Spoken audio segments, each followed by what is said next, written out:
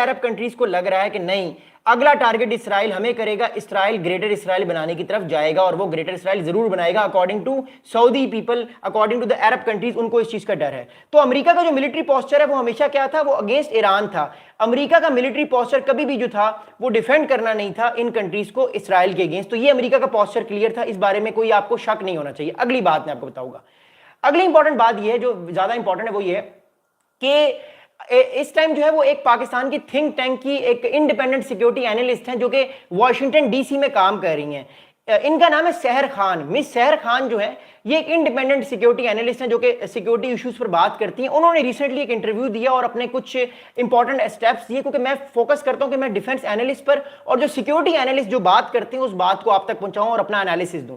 अब सहर खान साहिबा ने एक बड़ा इंपॉर्टेंट स्टेटमेंट दिया, वो मैं आपको बताऊंगा। मिस सहर खान ये कहती हैं कि this language will raise eyebrows in the US. तो कहा कि जो पाकिस्तान और सऊदी अरब का जो म्यूचुअल डिफेंस पैक्ट है ये अमेरिका के अंदर खतरे की घंटी बजा सकता है। ये अमेरिका के अंदर खतरे की घंटी इसलिए बजा सकता है क्योंकि अमेरिका ये सोचेगा कल को कि अब पाकिस्तान कल को कहीं ना आ जाए, कल को कहीं पाकिस्तान चाइनीज वेपन्स लेकर ना आ जाए, कल को कहीं पाकिस्तान जो है वो चाइना को इन्वॉल्व ना कर ले सारे खाते में। बिकॉज मैंने आपको कहा ना, 1 घंटे पहले की खबर है कि अमेरिका के प्रेसिडेंट डोनाल्ड ट्रंप ने यूके में बैठते हुए कहा है कि उनको अफगानिस्तान में अपने मिलिट्री बेसिस वापस चाहिए। किसके लिए चाहिए? युगांडा के लिए तो नहीं चाहिए, चाइना के लिए चाहिए, वी ऑल नो दैट, लेकिन वो मैं रात वाली वीडियो में बात करूंगा। फिलहाल मैं इस पे फोकस करना चाहता हूं। अब बात को सुनिएगा।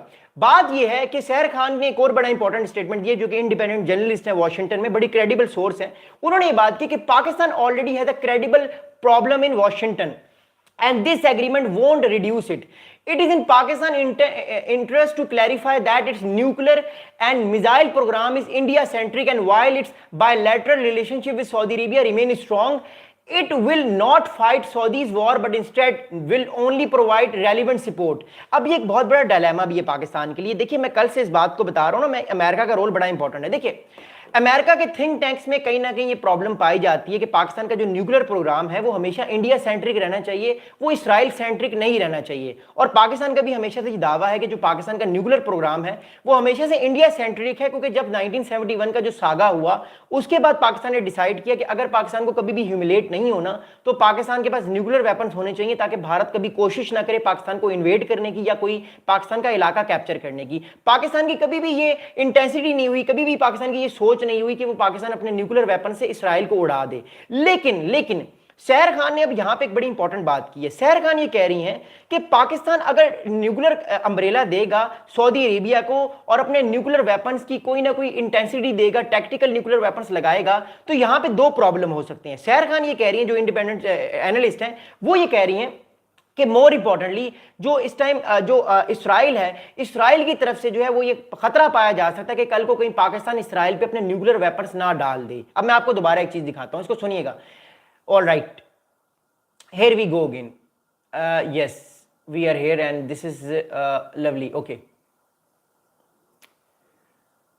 here we go again. मैं आपको एक और चीज दिखाता हूं। अब सुनिएगा बात। देखिए पाकिस्तान जब अपने डिफेंस सिस्टम्स को मूव करेगा ना सऊदी अरेबिया में, ये सऊदी अरेबिया है, तो पाकिस्तान क्या क्या मूव कर सकता है सऊदी अरेबिया में? पाकिस्तान अपने जो है वो more importantly HQ9 defence systems move कर सकता है, HQ29 या HQ9 जो भी इस टाइम पाकिस्तान के पास हैं।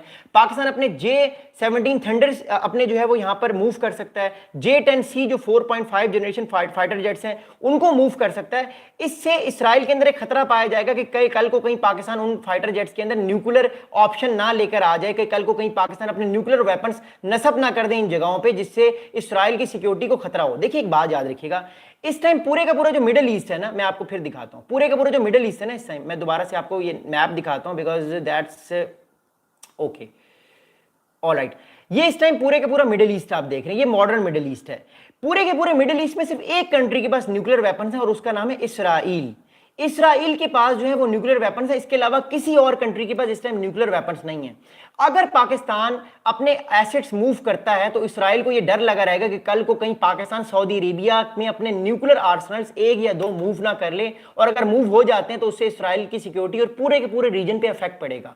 एक तो फर्क इसराइल को पड़ेगा और दूसरा ईरान भी बैठा हुआ है। ईरान को भी फर्क पड़ेगा कि कल को पाकिस्तान और सऊदी अरेबिया साथ मिलते हैं और ईरान कोई खटपट करता है यमन के साथ, तो पाकिस्तान भी ईरान को टाइट करने की कोशिश करेगा। तो ये बात समझिएगा, it is a very very very critical issue, and that's why I am saying again and again कि ये आने वाले टाइम पे आपको चीजें बड़ी क्रिटिकल लगेंगी। और अभी फिलहाल मैं ये समझता हूं कि फिलहाल पाकिस्तान जो है वो अपने न्यूक्लियर वेपन्स इस तरह का कोई खाता नहीं खोलेगा, क्योंकि उस वहां तक उस नहज तक चीज जाना इतना आसान नहीं है। लेकिन one thing is very very important, one thing we should understand कि पाकिस्तान अपनी मिलिट्री सपोर्ट दे सकता है सऊदी अरेबिया को, जिसमें पाकिस्तान ट्रेनिंग देगा, पाकिस्तान अपने कुछ फाइटर जेट्स मूव कर सकता है, कुछ अपने डिफेंस सिस्टम्स मूव कर सकता है, क्योंकि कल को इस्राइल अगर चाहे तो सऊदी अरब पे भी अटैक कर सकता है और अमेरिका रोकने वाला नहीं है। अमेरिका अगर चाहता तो कतर में रोक सकता था, नहीं रोका उसने, आगे भी नहीं रोकेगा। अगली बात सुनिएगा, अब सहर खान ये कहती हैं कि it is important to note that while Pakistan has made defense pacts before, none of those have led to nuclear assurances or a formation of nuclear umbrella. There is nothing in this agreement that indicates a formation of a nuclear umbrella or any extended deterrence. अब सहर खान ने एक बड़ी important बात की, जो America में बैठी हुई है, एक थिंक टैंक एनालिस्ट हैं, डिफेंस एनालिस्ट हैं, सहर खान साहिबा ये बात कर रही हैं कि पाकिस्तान के जो पिछले अलायंसेस थे ना, जो 54 में सेंटो हुआ, 55 में सीटो हुआ, उन अलायंसेस में भी पाकिस्तान ने कभी भी न्यूक्लियर ऑप्शन की बात नहीं की कि अगर पाकिस्तान की सिक्योरिटी खतरे में होगी तो अमेरिका पाकिस्तान के लिए न्यूक्लियर वेपन इस्तेमाल कर सकता है। 71 का आपको याद होगा, अमेरिका ने न्यूक्लियर वेपन्स नहीं यूज किए पाकिस्तान के लिए, हालांकि पाकिस्तान के साथ उसके डिफेंस पैक्ट था। और दैट्स वाई ये कहा जा रहा है कि जो पाकिस्तान सऊदी अरेबिया का जो डिफेंस पैक्ट भी है, इसमें भी पाकिस्तान न्यूक्लियर ऑप्शन वाली चीज को यूज नहीं कर सकता। लेकिन याद रखिएगा, मैंने आपको कल एक दो सोर्सेज की बात बताई थी, कल रॉयटर्स से और फाइनेंशियल टाइम्स से। सऊदी अरेबिया के दो सोर्सेज ने बड़ा इंफॉर्मेशन, बड़ी इंपॉर्टेंटली उनसे बात की। उन्होंने कहा ये जो डिफेंस पैक्ट है, म्यूचुअल डिफेंस पैक्ट, इसमें न्यूक्लियर ऑप्शन भी है, मतलब हर तरह का सिक्योरिटी मैकेनिज्म है और इसमें न्यूक्लियर ऑप्शन भी है और हो सकता है। That's going to be very very important, क्योंकि न्यूक्लियर ऑप्शन अगर नहीं होगा तो फिर इस डिफेंस पैक्ट का कोई फायदा तो नहीं है। ये डिफेंस पैक्ट इसलिए है कि सऊदी अरेबिया की जो टेरिटोरियल इंटीग्रिटी है वो कंप्रोमाइज ना हो, वो कभी ह्यूमिलेट ना हो, ना ईरान से, ना यमन से, ना हुती से, ना इसराइल से। लेकिन इसकी एक रिपरकशंस भी है। देखिए, मैं थोड़ा सा हमेशा वोकल रहता हूं। पाकिस्तान में एक बहुत बड़ी शिया पॉपुलेशन भी है, जो कि एक इस्लाम में बहुत सारे सेक्टर्स हैं, शिया और सुन्नी। जो शिया पॉपुलेशन पाकिस्तान में है वो हमेशा इंक्लाइंड हमने देखी है यमन के जो हुती फोर्सेस हैं उनके साथ, या मोर इंपॉर्टेंटली ईरान के साथ।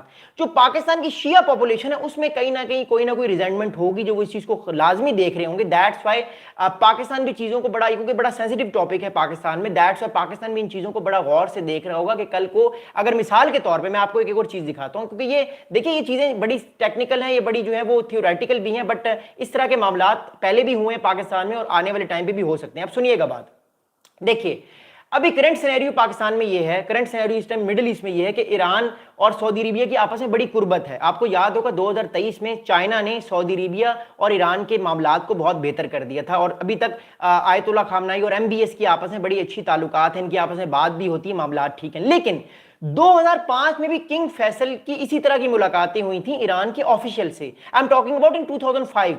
लेकिन फिर दोबारा जब ईरान ने बात की नहीं मैं तो न्यूक्लियर वेपन बनाऊंगा, ये मामला सारा फारिग हो गया, मामला सारा बिगड़ गया। अब मैं आपको एक और चीज दिखाऊंगा। देखिए, अब कल को मिसाल के तौर पे ईरान का प्रॉब्लम होता है सऊदी अरब के साथ किसी भी चीज की वजह से, ईरान जो है वो सऊदी अरब का कोई क्लर्जी एग्जीक्यूट कर देता है, या सऊदी अरब कोई ईरान का क्लर्जी या ईरान का कोई जो मुल्ला है उनको एग्जीक्यूट कर देता है, और ईरान कहता है कि नहीं हमारी सऊदी अरब के साथ नहीं चल सकती, हमारी आले सऊद के साथ नहीं चल सकती, हमने इनको फड़काना है, हमने इनको खड़काना है।